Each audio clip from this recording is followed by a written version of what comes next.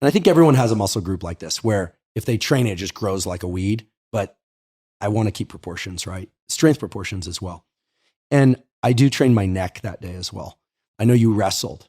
Mm-hmm. I can tell very easily looking at somebody whether or not they need neck work or not. If your neck kind of comes down right where your jaw is, you don't need to do a lot of neck work. Yeah. Right? You don't look like a head placed on top of a little neck. Your neck is actually, Laird Hamilton's neck is out to the lobes of his ears, genuinely, right? Yeah, Danny Way, great skateboarder too. He trains his neck quite light, broke his neck surfing years ago. So having a strong neck, why is that so important?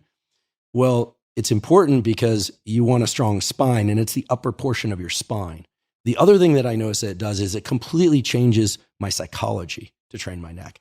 I just naturally stand more upright. Yeah. I find it easier to look people in the eye. It's not hard for me to look people directly in the eye when I speak to them, but I find I just have like my posture and presence is just better in a chair or standing when I train my neck. And I think it's because my head isn't, let's just use the word again, it's not, flaccid falling of the chin towards the chest. That word just freaks everybody out. You want flaccid feet, you don't want a flaccid neck.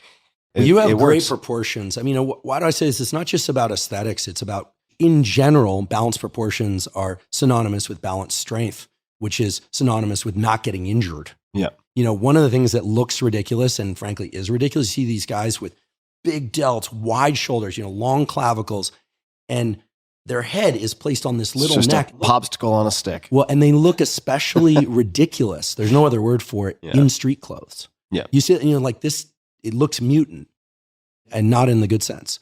So strong neck is great.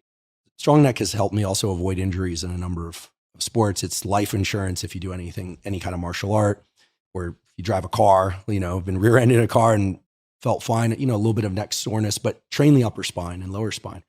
So I do some neck work at the end. And the way I do it is take a plate, wrap it in a towel so you don't end up with an imprint of the weight number on your forehead.